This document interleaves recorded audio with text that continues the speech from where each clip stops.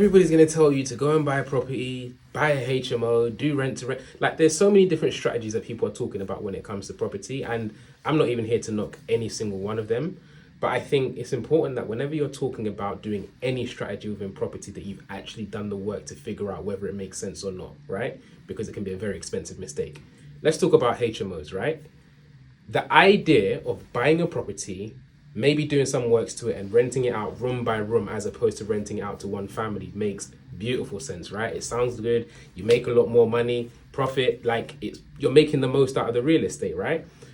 But you need to look into whether it actually stacks and is actually practical in reality, right? Because after you go through the buying process, you get the keys to the property, and you now start going through the process of actually now finding out, for example, that there are licenses and things that you need to do for compliance that nobody told you about, right?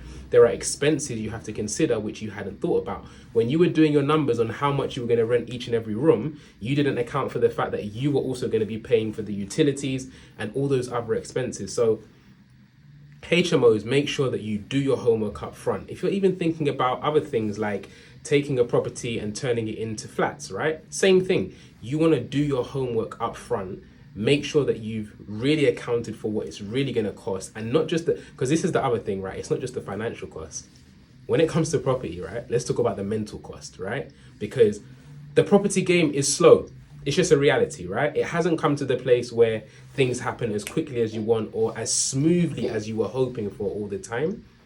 Certain times things happen, right? And you have to have the mental resilience to know how you're going to deal with some of these setbacks when they come up, right? And those are some of the things that you might not necessarily be prepared for when you were speaking to that Uber driver about getting into property, right? So think about the full picture. Think about what the real cost might be. Think about whether the strategy you're really thinking about is actually something sensible to go ahead with, and lean into speaking to people who are actually in this space, right?